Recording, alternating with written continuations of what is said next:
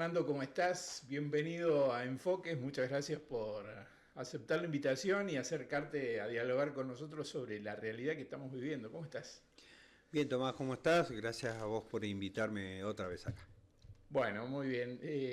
Un poco habíamos charlado antes de comenzar el programa de toda esta situación que por ahí analizamos y que le da razón a la sociología, ¿no? Decíamos, ¿no? Sí, sí, esto de que la sociología está muy identificada como con la crisis, ¿no? La Ujú. sociología, la ciencia de la crisis, se suele decir, porque justamente nace como disciplina científica en el contexto de la gran crisis social que implicó el nacimiento de la modernidad, ¿no? Esto es lo que tenemos como relativamente cercano en nuestra historia reciente, la transición entre estas dos sociedades, la sociedad que llamamos los sociólogos tradicionales, la sociedad moderna, que se caracteriza por algunas cuestiones que hoy día cada vez más están más fuertes, ¿no? Como la velocidad en la que transcurre la vida de las personas, ¿no? Ujú. De las relaciones, los vínculos que hoy día, mediados por la tecnología, son cada vez más instantáneos, pero también son más débiles, más volátiles, ¿no? Y eso es parte de lo que configura la crisis social, si lo querés, en la que estamos inmersos, ¿no? Eso es una de las cuestiones que no contribuyen mucho. ¿En qué consiste la crisis? Bueno, podemos pensar en muchas cuestiones, ¿no? Vemos emergentes de esa crisis, por ejemplo, niveles de violencia, estos conflictos que se ven en distintos niveles, conflictos a nivel, si lo querés, de la política, pero también al interior de las familias o entre las personas en su relación cotidiana. Esto que uno transita, ¿no? Por ejemplo, vas por acá, por la ciudad y de pronto gente discutiendo en el tránsito Ujú. de forma, no sé si súper violenta, pero bastante violenta, por cosas que vos ¿Lo podrías... ves más que antes a esto? Sí, esto es una opinión, ¿no? Pero yo Mm. creo que cada vez San Luis está pareciendo más a lo que antes veías en otras ciudades, ¿no? Ujú. En otras ciudades por ahí un poco más grandes, más complejas, con muchos más habitantes. Sí, ciertos niveles de violencia. Por ahí no tanto todavía, pero ciertos niveles de violencia que a mí me preocupan, pero bueno, yo también veo los procesos que están detrás de eso, ¿no? Sí, sí. A los sociólogos lo que muchas veces nos preocupa es el debilitamiento del lazo social, ¿no? Mm. Esto que quiere decir lo que nos une a las personas. Las personas podemos pensarnos como individuos aislados, de hecho en gran medida lo somos hoy en día, cada uno en su casa, con sus dispositivos, viendo el programa de televisión o la serie o la película que quiere, que puede ser totalmente distinto al que ve otro, porque hoy día no dependemos tanto de eso, de la tele de aire, ¿no? En la Sí, TV de sí. aire, donde había un programa y podías ver ese, alguno otro y se acababa. Ahora cada uno, esto es a demanda, ¿no? Y el delivery para que te traiga la comida y el home office en algunos casos. Yo cuando querés ver cada vez más las tecnologías en alguna medida, pero Sí. también la organización social nos permite aislarnos más del otro. Se, se me ocurren varias cosas desprendidas de lo que dijiste, digamos. Una es que el home office, por ejemplo, en algunos lugares, bueno, hasta el mismo Elon Musk no quiere que en su empresa haya home office, ¿no? Directamente quiere que vayan y hagan trabajo presencial. Y hay como una ola, digamos, en Europa donde van en contra, digo, del home office, sobre todo por el tema de la socialización, ¿no? Claro, claro. Donde hay mucha gente que se deprime, que se pone muy mal y que le hace mal no sociabilizar. Y el trabajo también es un lugar donde uno sociabiliza, No, totalmente. ¿no? Al igual que la escuela para los niños, digamos, ¿no? Esto es, digamos, un análisis post pandemia. Y digo, eso cambió ese análisis, esa mirada que había antes de decir, bueno, mejor en casa, trabajo, hoy en día ya no es tan así. No, a ver, lo del trabajo en casa yo creo que siempre fue más visto desde el lado empresarial como algo positivo por la reducción de costos. Ujú.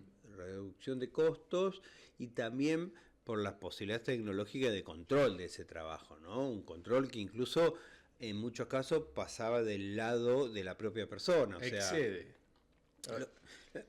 digamos, Excedía los tiempos de trabajo también, ¿no? también, bueno, eso, tener trabajo en tu casa, no te podés escapar. Claro. Entonces tenés un trabajo que terminar. Yo muchas veces, cuando, por el tipo de trabajo que yo hago, a veces cuando hablábamos con algún conocido, con mi propia familia, digo, no, si yo falto el trabajo, me perjudico yo mismo, porque a mí se me acumula trabajo, ¿no? Entonces, ese es un tema. Digamos, porque terminás controlándote vos tu propio trabajo. Y el home office en algunos casos puede resultar igual, ¿no? Máxime cuando tenés, no todos son los regímenes los mismos, pero en algunos casos tenés cantidad de trabajo o tareas que tenés que hacer, no tanto atado al horario, por lo tanto, es esto que vos decís, no le podés escapar.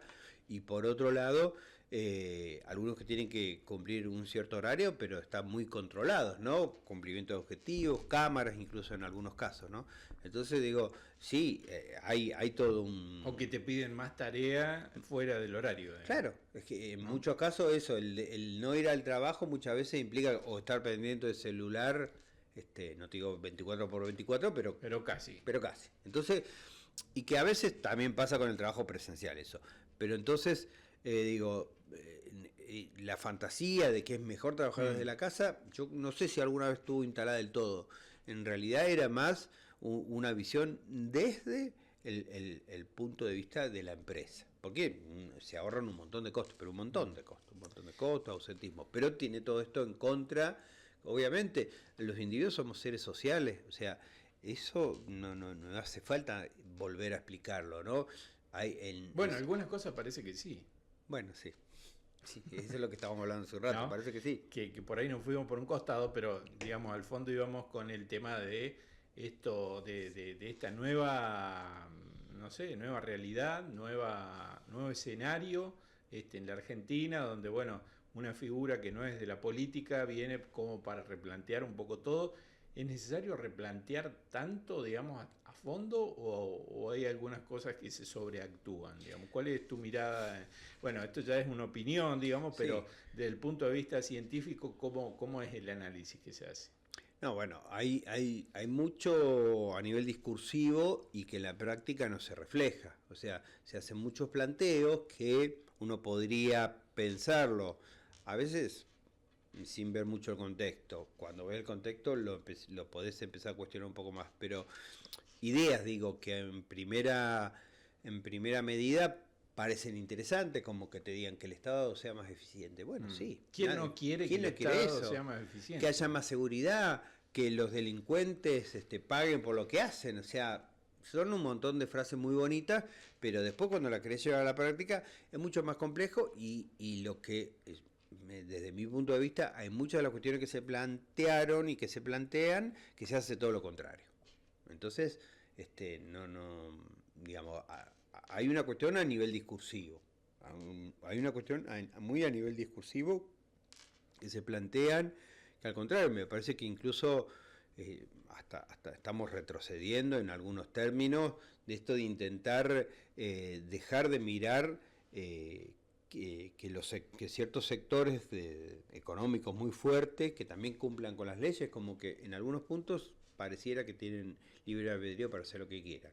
Ese es el problema, ¿no? O sea, sí, persigamos al que proteste o robe o no sé qué, pero en pequeña escala. El que lo hace en grande escala no tiene problema, y eso es un problema.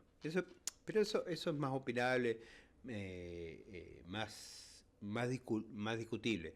Lo que sí, que esto también estuvimos hablando un ratito antes de empezar la entrevista, es que hay ciertos acuerdos básicos que están en el contrato social de la Argentina que no se pueden volver a discutir. No podemos volver a discutir por qué es importante tal cuestión y tal otra cuestión. Otra vez retroceder.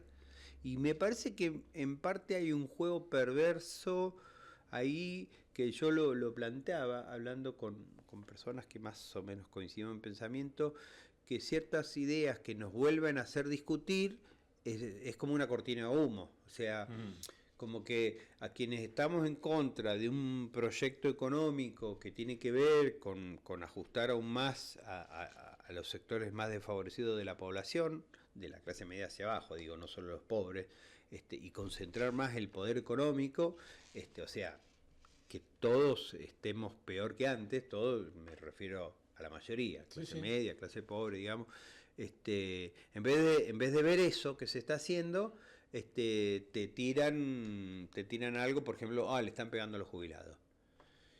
Y estamos discutiendo sobre eso, si está bien que repriman una marcha de jubilados o no. Entonces digo, y cuando ves los argumentos son absurdos, dice, bueno, pero ¿para qué van a protestar? Bueno, digamos, nuestra Argentina se construyó así, desde reclamar los derechos en el espacio público, porque si no, no tendríamos jornada laboral, no tendríamos salud pública, no tendríamos educación pública, no tendríamos nada. Entonces, bueno, no tendríamos ni igualdad ante la ley. En digamos, tomar y dar de nuevo, o barajar y dar de nuevo, valiera todo, ¿no? Sí. Valiera todo. Y si no pensás así, es como que estás en contra prácticamente de la democracia, ¿no? Cuando es justamente todo lo contrario. Todo lo contrario, sí. El disenso fue, digamos, en la base de la democracia y es la base de que los argentinos llegamos hasta este momento. Justamente el discurso único nos llevó a tener desaparecidos, nos llevó a tener represión, nos llevó a tener varias dictaduras a lo largo de la historia. Es decir, eso es un dato muy fuerte. Nosotros entre el 55 y el 76, pero muy poquito, y después hasta el 83, no tuvimos una democracia plena. Estaba proscripto la principal fuerza política. Te guste o no te guste, pero estaba proscripta. Sí. Entonces, digamos, no pueden decir, no, pero no, listo, no hubo democracia. Lamentablemente, la mayoría de nuestra historia como país moderno no es democrática, ¿no? Porque además por lo menos hasta la ley Sáenz Peña, que la primera elección con esa ley es 1916, tampoco había elecciones más o menos libres, ni siquiera. Entonces, y tampoco fueron en lo inmediato. Entonces, eso digamos, hay que tener un poquito de memoria. Incluso te plantean, no, porque la Argentina en 1910 que era próspera. ¿Próspera en términos de qué? ¿De un número que exportaba más granos que cualquier otro país del mundo? Pero ¿y cómo estaba distribuido ese dinero? Es incomprobable. No, pero además, ¿cómo estaba distribuido? Supongamos que eso fuera. ¿Cómo estaba distribuido ese dinero? ¿Cuántos pobres había? ¿Cuántos ricos? Claro, ¿Cuántos desnutridos? Por eso es incomprobable, porque no hay estadística del momento, no hay nada serio. Aparte, se toman números, por ejemplo, del puerto de Buenos Aires, es decir, la actividad también existía en otros lugares, aunque menor, pero digo, existía todo un territorio. Pero además, ¿no? La calidad de vida de la gente, ¿cuál era? Pensá eso, ¿cuál era la calidad de vida de la gente? La gente no tenía cloaca, agua potable, nada. No comía, no tenía derecho, no tenía educación. Entonces las mujeres no votaban. Las mujeres no votaban, mucha población analfabeta. Vamos, eso, porque ¿en qué podés medir vos que estamos bien o estamos mal? Bueno, hablemos de calidad de vida, de lo que signifique para vos. Y cuando digo para vos, digo para cada uno de nosotros. Y uno dirá, bueno, tener, no sé, poder cambiar el auto todos los años, irme de vacaciones afuera. Otro dirá tener la tele y poder poner un aire acondicionado. Otro dirá tener una casa de material. Bueno, cada uno se puede ajustar a su realidad y hay muchos factores que explican eso. Pero bueno, se mide en calidad de vida. Hay una cuestión que me parece muy importante que la puedas analizar con nosotros. Esto de que yo lo charlo mucho con colegas o con gente que se comunica mucho, con otros, ¿no? Con sus padres o no, o en el trabajo o en cualquier lado, donde parece que hemos perdido, digamos, el poder de la autocrítica, en el sentido de que si vos cuestionás o si vos te preguntás alguna de estas cuestiones sobre la realidad que nos está pasando, ahí nomás salta alguien a defender el modelo como si fuera propio, digo. Esto antes, me parece, que lo podíamos discutir y hasta nadie se fanatizaba tanto, hasta discutía lo que había elegido. Hoy parece que si vos vas en contra de lo que alguien eligió para votar, se siente hasta ofendido, como si él fuera el culpable de la situación. ¿Cómo analizás esto? No sé si es un fenómeno, no sé si, Sí. si es una cuestión común o me parece a mí nada No, más. sí, yo creo que es algo que se ha ido construido en gran medida involuntariamente, que nos lleva a este tipo de contienda, digamos, que en vez de ser la democracia una discusión y muchas veces una negociación de acercar partes, Ujú. un juego suma cero. Si yo gano, vos perdés. Si vos Claro. ganás, yo pierdo. Esto que cuando Si dicen, yo tengo la razón, vos no podés claro, tenerla. vos no, y te puedo Claro. hasta, no sé, matar. Cuando uno, por ejemplo, critica al actual gobierno nacional, y dice, no, porque, pará, yo lo haya votado o no, es el presidente de todos. Yo no estoy Obvio. cuestionando eso. Sí, sí. Yo no cuestiono, puedo o no, digo, puedo o no. Y también puedo pedir que se vaya. Dice, no, no soy democrático. No, sí, soy democrático. Yo puedo pedirlo, no estoy llamando a darle un golpe de Estado. Pará, charlemos Hay todos. diferencia. Y hay diferencia.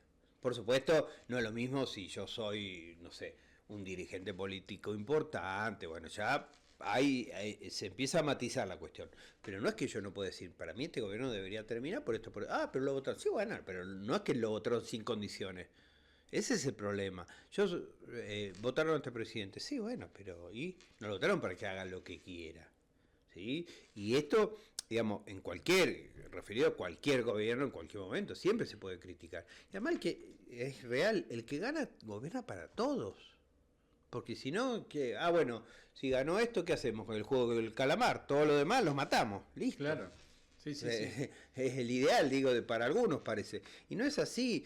Además, hay distintos tipos de críticas. Hay críticas con mala intención, por supuesto. Hay críticas que se hacen usando datos falsos, pero después hay otras cuestiones que uno las puede ver y puede cambiar de opinión también. Dice, pero vos votaste a tal. Sí, bueno, pero ¿Qué me tiene? equivoqué. Sí, También sí. me equivoqué y también lo critiqué en su momento y ahora y voy a poder seguir opinando. Digamos, Y puedo volver a cambiar de y opinión. puedo volver a cambiar de opinión. Porque parece que es como, ¿no? Invalida cualquier postura previa, Sí, invalida cualquier opinión. por eso te digo, ¿No? es como un juego de suma cero, pero además se están manejando a nivel de las pasiones, ¿no? Como si fuéramos hincha de un club de fútbol. Sí, Soy sí. hincha de de este Un presidente u fanatismo. otro. Sí, un fanatismo. Y que vos terminás defendiendo algo que es indefendible. Está bien, por ahí para el fútbol o cualquier otro deporte puede funcionar, pero acá estamos hablando de otra cosa, que es la cosa pública. La cosa pública. Y es algo muy delicado. Porque además lo que se hace, primero que afecta a todos, ¿no? Y por otro lado que tiene unas consecuencias a nivel de la sociedad que pueden durar muchos años. No es tan fácil. Dicen, estamos recortando porque hay que ser más eficiente el Estado. Y ahí ya te están corriendo, eso es lo que a mí por ahí me sorprende un poco y no me sorprende. Digo, siempre te están corriendo el eje de la discusión. Dice, nos ponemos a discutir, somos todos economistas, ¿no? Bueno, en Argentina siempre somos todos economistas, algo Sí, sabemos de economía. economista, psicólogo, No, pero director sobre todo técnico. economista porque digamos, sobre todo con los procesos inflacionarios que vivimos desde hace muchos Sí, años, sí. todos estamos pendientes un poco, aunque más no sea del precio del pan, del repuesto del auto, del combustible, El dólar y el riesgo país. de lo ahora que también. sea, ¿no? Sí. Entonces todos tenemos, y a veces porque no sé, para saber si llegas a fin de mes, para especular cuándo vas a comprar la mercadería en el supermercado, o si tenés un comercio, lo que sea, ¿no? No es porque seamos especuladores a veces, sino porque queremos sobrevivir. Digo, entonces, todos somos expertos en economía y discutimos, pero para cuando a vos te dicen hacer más eficiente el Estado, recortar, bueno, pero ¿para qué? Para que no, porque el Estado tiene que ser eficiente. Bueno, definime la eficiencia del Estado. Y eso es lo que no estamos discutiendo. Porque ¿para qué quieres un Estado que le sobre plata? Supongamos que Sí, se con hace superávit. magia. Claro, con superávit. ¿Para qué? ¿Para pagar la deuda? ¿La deuda de qué? ¿Qué pidió quién y quién se benefició? Porque también charlémosla, porque dice, no, fue tal gobierno. No, fíjate. ¿Qué empresas se la llevaron? ¿Qué empresas se le perdonaron deuda? Y cuando empezás a ver, decís, ay caramba. Pero además, vuelvo a lo mismo. ¿Eficiente para qué? Para que tengan todos vacunas gratis y no reaparezca el sarampión, que era una enfermedad erradicada, por ejemplo. Para que la gente no se muera de tuberculosis. Para que tengamos agua con cierta calidad. Porque todos queremos tener agua linda, supongo, más o menos como esta, que se ve transparente. No digamos de dónde salió o no. Pero digo, Digo, y no que abra la canilla me salga marrón, o que pueda pagar no sé, Sí, lo que dijiste, calidad de vida. calidad de vida, no sé, comprarme fruta y verdura, aunque sean de estación, no pedir algo que exótico, digo, No, no. algo normal, digamos, Normal. bueno, eso calidad de vida, porque si vos decís no, lo importante es ajustar para qué, ese es el problema, y yo creo que cuando nos ponemos a discutir de economía, hay un gran fracaso, ¿no? De como sociedad, de que perdimos la discusión política. Pero la discusión es política, aunque a la gente no le guste la palabra, porque está muy bastardeada, pero la discusión política es discutir la cosa pública, a dónde vamos, no ser de un partido o de otro, eso es otra cuestión, ¿no? Que también hace la política, pero es otra cuestión. Discutir qué hacemos con la sociedad, queremos una sociedad más justa, menos justa. No, yo quiero que todos vayan, que los que roban vayan a la cárcel. Bueno, sí, está bien, nos podemos poner de acuerdo en eso. Creo que la mayoría en principio está de acuerdo. Después, si se cumple o no, es distinto, pero en principio está de acuerdo. Que la mayoría acceda a un mínimo estándar de vida, para lo cual tiene que haber trabajo para todos. El que no quiera trabajar, bueno, ese sí que se muera de hambre. Bueno, está bien, ponele que nos ponemos de acuerdo de eso. Pero digamos, esas son las cuestiones. Porque si vos decís, no, el Estado tiene que ser eficiente. ¿Para qué? ¿Para qué? Explícame para qué. Y un economista, sin desmerecer a los colegas economistas, digo, no te está dando la respuesta con eso. La respuesta es, por otro lado, es para calidad de vida. O no sé para qué. Es como si yo te digo, en tu casa, empezás a ahorrar. No, vamos a ahorrar, vamos a privarnos de esto. Vos le decís, ponele a tu esposa, a tu esposa, a tus hijos, no, ahorremos, todos se ponen de acuerdo, hacen esfuerzo. Digo, es la historia de muchas familias nuestras. Sí, ¿Sí? sí. Uno se está haciendo la casa y bueno, no, mirá, elegí uno solo de las actividades extra escolares porque Sí, no sí. la puedo pagar, o la ropa, no, mirá, aguantá más con esa zapatilla porque tengo que comprar ladrillo. Digo, es la historia de muchas de las familias laburantes. Absolutamente. ¿Pero para qué era? Bueno, para tener una casa más cómoda que nos guste a todos. Sí, sí, sí, con un fin. O para irte de vacaciones. Pero no es ahorrar por ahorrar. Cuando lo llevas al nivel del país, lo mismo. Bueno, ¿para qué quieres ahorrar? ¿Para qué quieres ahorrar? Explícame para qué. ¿Cómo ves el clima, digamos, el análisis que hacen tus alumnos, por ejemplo, hablando en general, ¿no? ¿Cuál es la visión, ¿no? Porque, digo, un país se nutre obviamente, de los jóvenes, de la esperanza también que puede brindar hacia las futuras generaciones, que es un papel importante, que un poco, digamos, todo esto nace a consecuencia también de una ruptura, ¿no? Estas figuras políticas nuevas que surgen, y toda esta situación que estamos viviendo, surgen también luego de una gran ruptura con la misma clase política, ¿no? Sí, bueno, sí, hay un descreimiento de la política. De hecho, el actual presidente se presenta como un outsider, o sea, Sí. como que no venía del plano político, y es real, en principio no venía. Cuando Macri fue presidente también en alguna medida se lo pudiera considerar Sí. un poco un outsider, en tanto en cuanto venía de otro mundo. Y de hecho varios dirigentes Sí, Scioli, de hace un tiempo también fue un Scioli un poquito outsider. más viejo, sí, pero Sí. fueron outsiders, ¿no? Sí. Pero digo, es cierto que hay como algunos dicen un divorcio entre las personas y los políticos profesionales. Y en cuanto a los jóvenes, bueno, es muy particular en el caso al referirse a los estudiantes, porque Argentina tiene una tradición muy fuerte, ¿no? De estudiantes en el nivel superior. Mucho más que en cualquier otro país por el tipo de universidad que tiene, o educación superior en general, que es de acceso libre, gratuito, mucha oferta, más con la multiplicación de las universidades, sobre todo en el conurbano bonaerense, que ahí sobre todo duplicaron prácticamente la matrícula y siguen creciendo. Así que sí, es muy interesante poner atención en qué están pensando esos jóvenes. Y bueno, hay muchos procesos, sí, muy descreídos de la política, pero también algo que por ahí no han sabido transmitir las generaciones más grandes, es la historia de la Argentina, ¿no? La historia de la Argentina y la historia de los últimos 40 años, ¿qué pasó? O sea, no es que mágicamente apareció un día la democracia, hay toda una historia detrás, ya son 40 años, 41, 42 casi, de la vuelta a la democracia.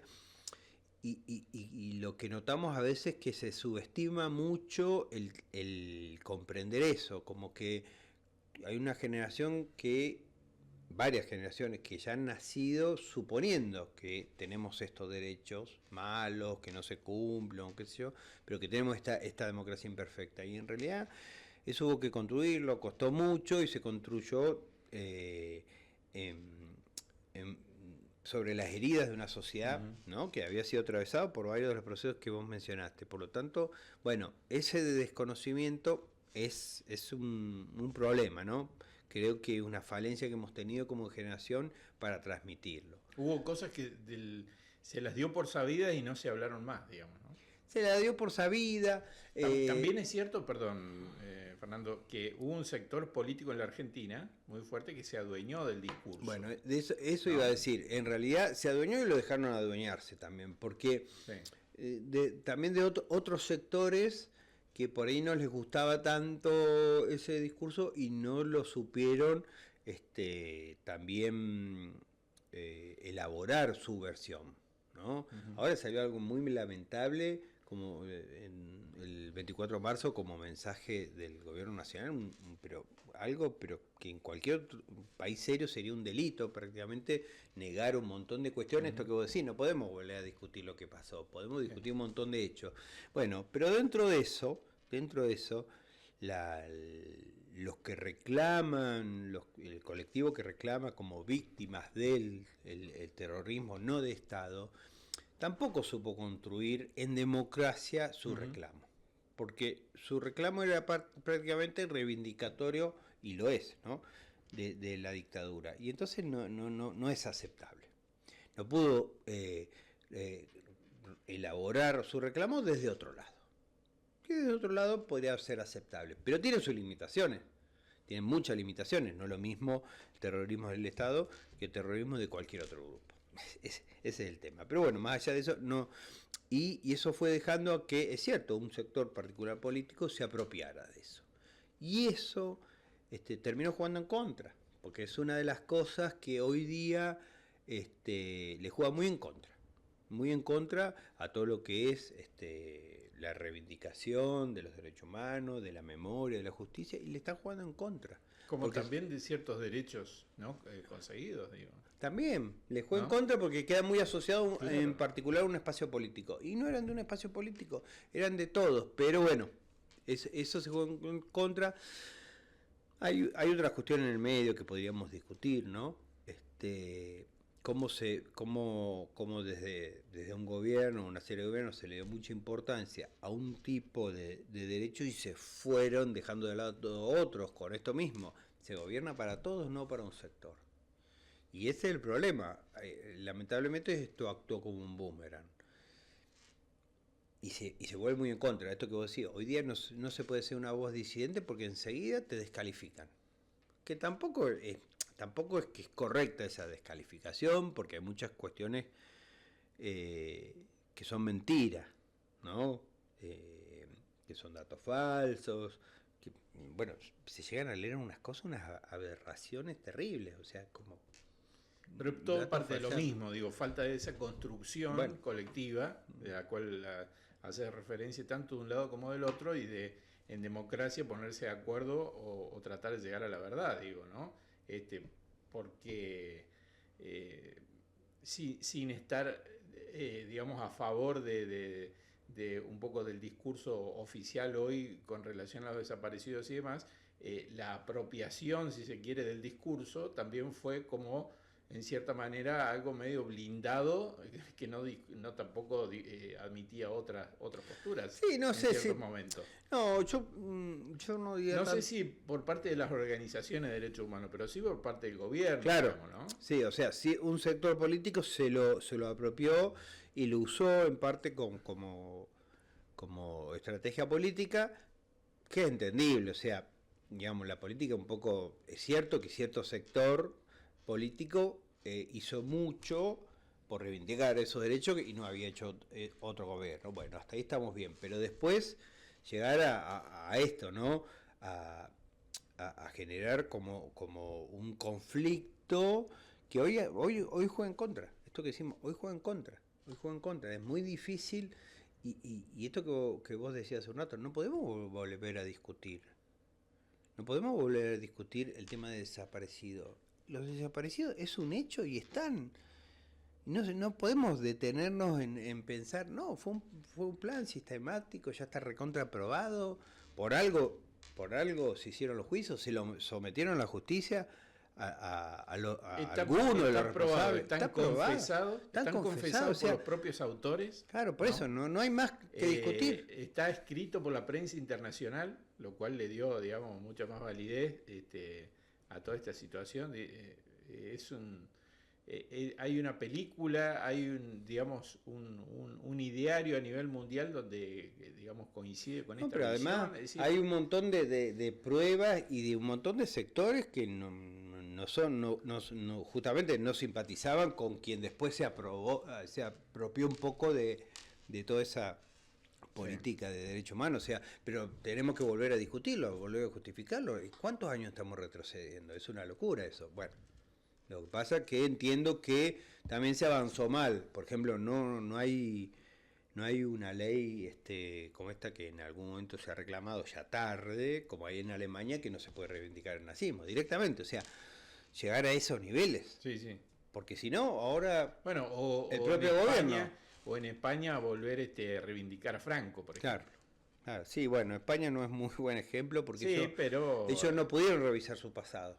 Ellos no pudieron. Hicieron un corte y dieron Argentina de vuelta. En eso es un país muy extraño en que sí lo ha logrado. El único país en el mundo, el otro país que enjuició a sus propios dictadores genocidas fue Ruanda, pero en muy poca cantidad. El único es Argentina, ni siquiera digamos Alemania, porque cuando hacen los juicios de Nuremberg era un país ocupado, o sea, es el único país que puede dar este ejemplo. Y sin embargo hoy lo tenemos que discutir, porque bueno, yo entiendo que en parte porque fue mal manejado, y en parte por esto, porque no supimos no supimos transmitir. Estamos hablando de los jóvenes, a las generaciones de jóvenes esto.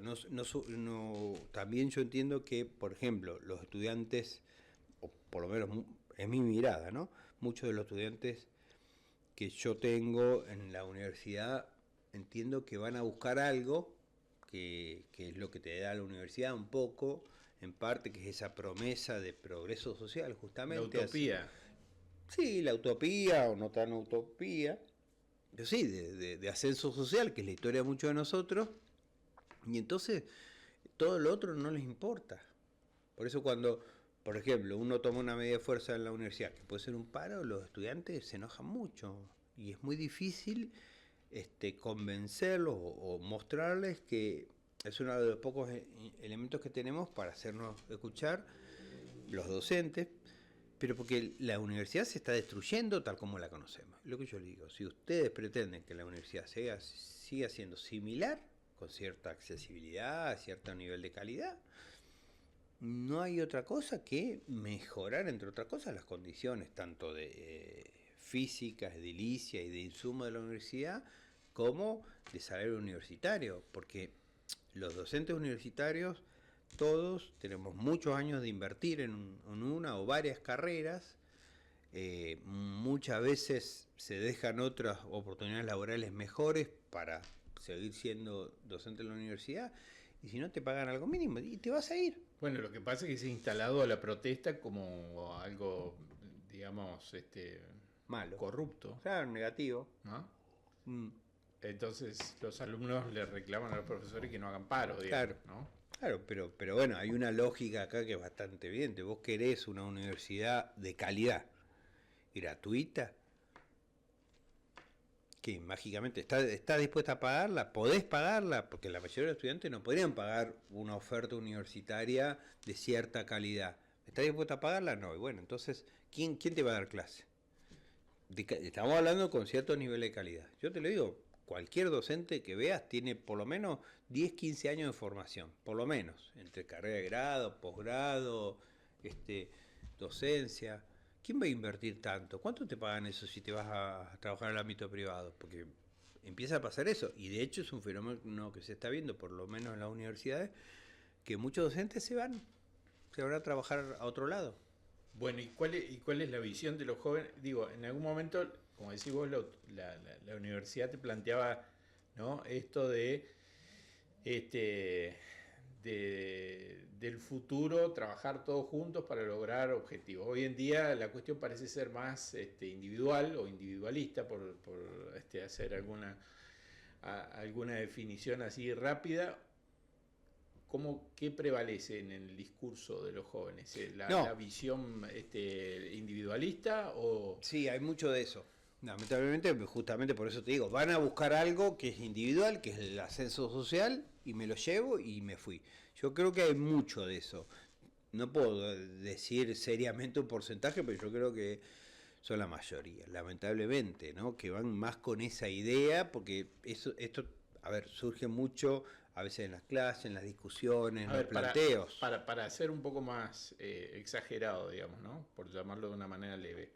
El estudiante quiere que el docente no haga paro, Sí, que sea eficiente la universidad y que se haga gratuita, ¿no? Y que, bueno, no tenga ningún discurso detrás ni nada que le plantee, sino que llegue más rápido posible a la carrera y con el contenido que la sociedad demanda, digamos. claro, no todos los estudiantes, pero yo creo que muchos, por lo menos se acercan mucho con esa idea, muchos se van a transformar en su trayectoria universitaria y no lo van a seguir pensando, pero muchos sí. Y, a ver, es un reflejo también de la sociedad, no es algo que se les ocurra porque los jóvenes son así, porque, no sé, vino un meteorito y los convirtió en Sí, eso. sí, No, sí. es reflejo de la sociedad es más individual, digamos. Ha habido, lamentablemente, viene triunfando todos aquellos aspectos sociales que acentúan el individualismo. Ese es el problema. El éxito hoy día no es tanto colectivo, sino que es individual. Es más individual que colectivo. Y es un problema. Es un problema. Fíjate que lo podemos ver incluso a veces, ¿no? Yo veo cómo los chicos idolatran en el fútbol, que es el deporte más masivo, más popular, cómo idolatran a una persona, a un ídolo. Puede ser a dos o tres, pero no al equipo. Dice, no, porque, por ejemplo, pobre Messi, digo pobre porque va a sonar a crítica, pero, Messi es un ídolo, es el gote, es esto. Pero Messi solo no puede lograr nada de lo que ha logrado. Nada puede lograr. Tiene que tener un equipo alrededor. En realidad nadie, digamos.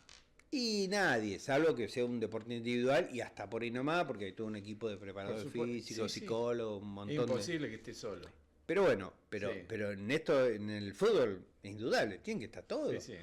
Hay una mancomunidad. Y de hecho, los propios protagonistas en general lo dicen, siempre dicen, por lo menos por, por, por, por una cuestión de conducta, dicen, no, este es el equipo, el equipo. No Bueno, sabemos si lo creen, pero bueno. yo creo que el último partido de la selección, volviendo un poco o metiéndonos un poquito más en el fútbol, digamos, la mayoría de los comentaristas hicieron lugar, digamos, a ese pensamiento de que en realidad el que se lució en el último partido fue el equipo, porque Sí, justamente no sí. estuvo Messi, digamos, Sí, ¿no?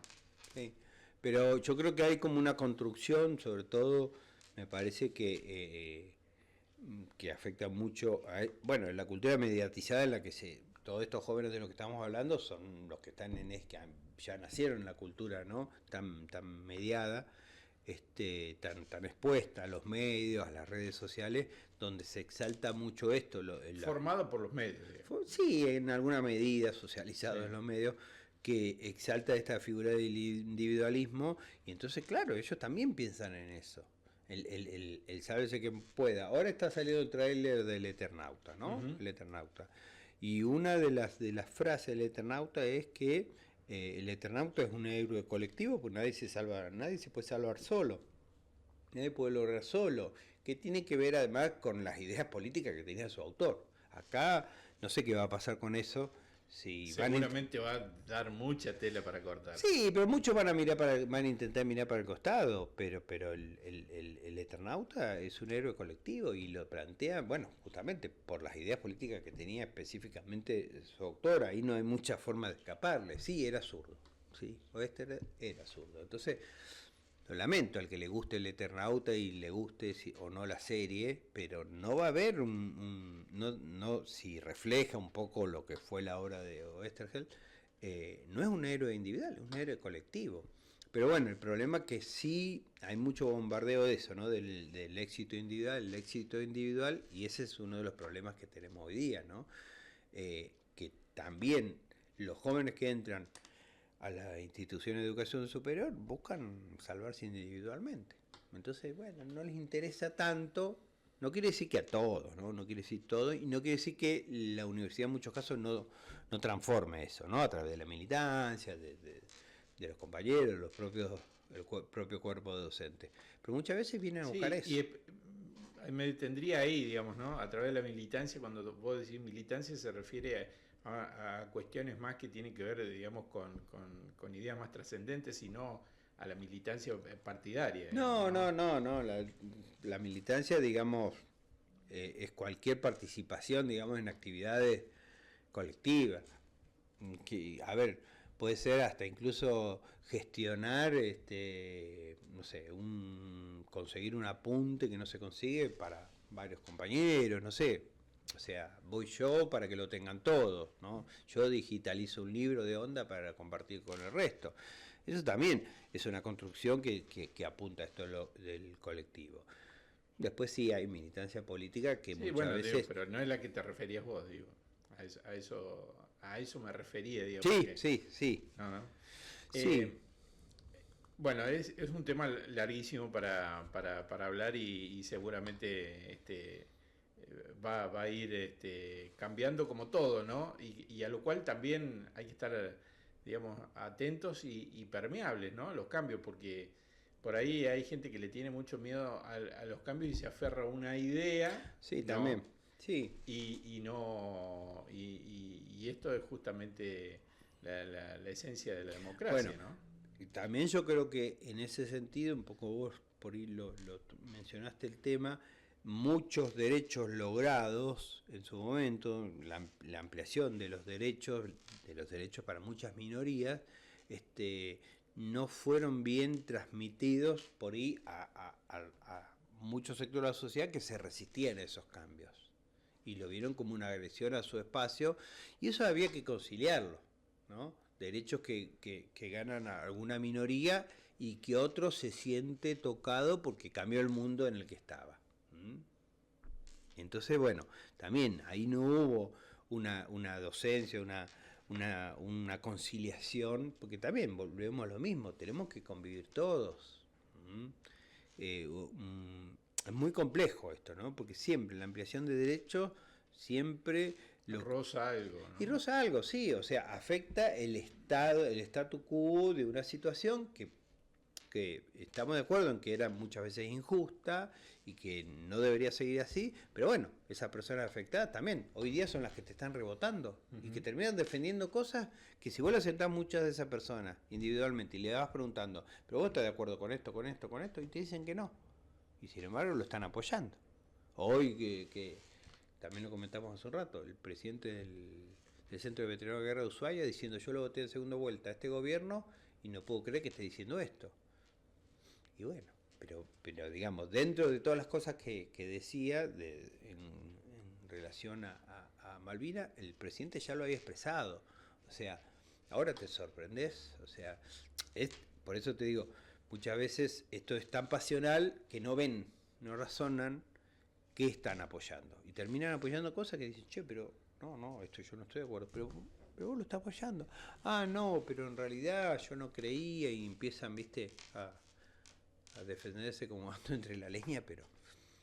Y es un problema, es un problema, porque eso es lo que puso o pone y si está sosteniendo un gobierno, ¿no? Que, con mucha incógnita. Con respecto a los jóvenes, yo hoy venía pensando justamente cómo, en mi función de docente, cómo interpelar a estos jóvenes, ¿no? Para que reaccionen, porque esto, yo ya me recibí.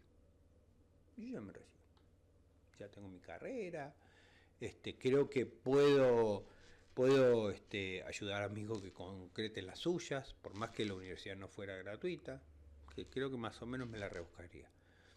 Dice, a mí no, si yo lo veo de lo individual, a mí no me perjudica, a mí para nada.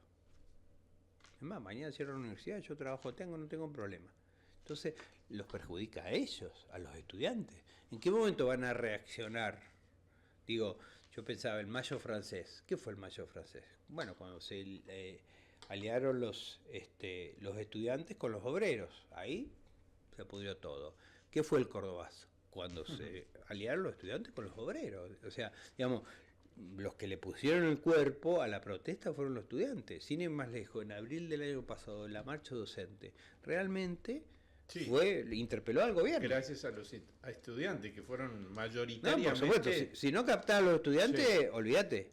Los docentes y el resto de personal que trabaja en la universidad no hacen número. Entonces, y movilizó muchas personas, que con esto que vos decías también hace un rato, no podemos volver a discutir si queremos la universidad pública o no. Eso ya está instalado en la Argentina. Más allá que algunos, puede haber voces disidentes y podemos discutir un montón de detalles, ya está. Entonces, por eso fue una marcha multitudinaria, realmente. Y mucha gente que podría apoyar al gobierno en otras cosas, y capaz que después de esa marcha lo siguió apoyando en esas otras cosas. Pero ahí se plantó, ¿no? Pero bueno, ¿cómo lográs eso? ¿No? Que los estudiantes empiecen a ver eso. Esto se acaba, se acaba. Y a algunos se les va a acabar antes que termine la carrera, si sigue así. Porque, a ver, docentes que renuncian a la universidad se van por una oferta laboral mejor, porque es muy bonito dar clases, trabajar de lo que uno estudió, pero si no llegás a fin de mes, es mucho el esfuerzo y mucho la inversión que tenés que hacer para recibirte en una carrera, es muchísimo. Porque también, a ver, en mi experiencia personal, yo cuando estudiaba, a veces trabajaba y a veces ganaba muy bien. Es más, yo durante mi periodo de estudiante gané en un año una cantidad de dinero que nunca más volví a ganar. Ya profesional, con un montón de trabajo, nunca volví a ganar tanto como en ese trabajo. Entonces yo digo, yo podía haberme quedado en un trabajo así y ganar un montón de dinero si es por eso.